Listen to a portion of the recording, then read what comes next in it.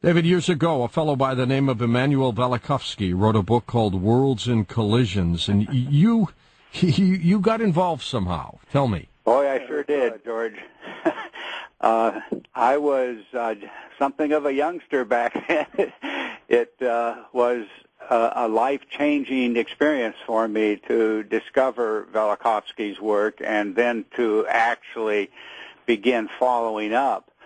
First with Velikovsky himself. I was the founder and publisher of a 10-issue magazine-formatted series on Velikovsky that gained a great deal of attention globally.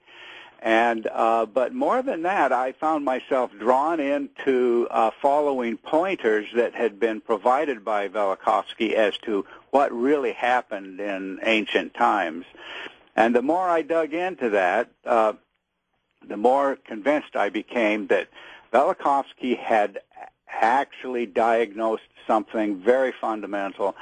No matter that he was wrong on so many particulars, and I think all of us who've really spent decades investigating Velikovsky would be the best critics of this pioneering theorist, because we could see that there were ways in which he was using evidence that won't stand up. But what Velikovsky showed through systematic analysis is that all of the evidence from the ancient cultures speaks for catastrophe in ancient times. It was catastrophe remembered by the early cultures that completely dominated human imagination when the first civilizations arose. And these memories persisted for thousands of years. So what does that mean? Well, it means, for one thing, that there's a story to reconstruct. So the way you use the evidence is very important. I just found that the points of agreement between the different cultures on specific details, those constituted the bedrock of a reconstruction. It didn't look entirely like Velikovsky's scenario, but it became very coherent.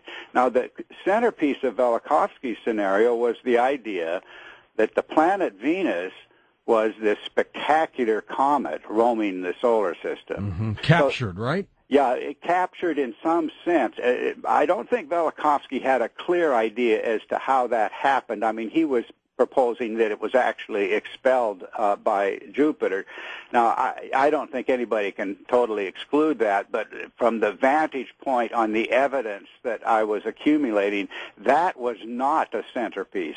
The comet Venus, terrifying the ancient world, was a centerpiece. And the reason for that is that every ancient symbol and word for comet was attached to Venus.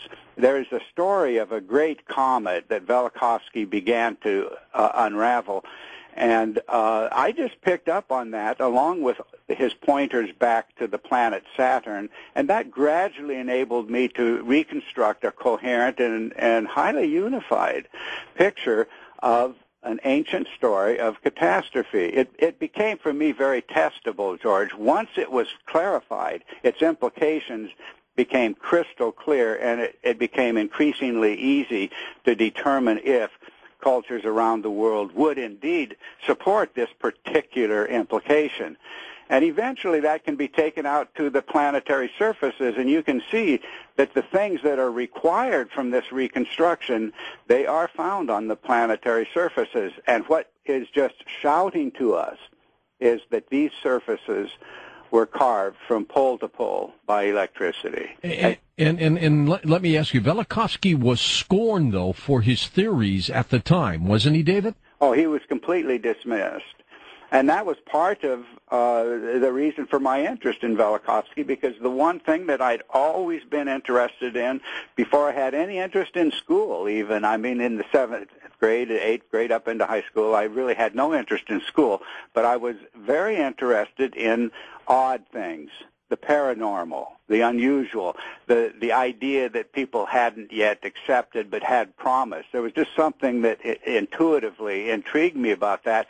And the Velikovsky question, because I had read Velikovsky's Worlds in Collision 2 or 3, 4 years before we began publishing that series on Velikovsky, I just found it extremely interesting that a person of his caliber who could gather that level of evidence. I mean, he was a colleague of Albert Einstein's. He was a respected psychoanalyst. He moved in very scholarly circles, but when he published that book, he was finished in terms of his academic and scholarly reputation.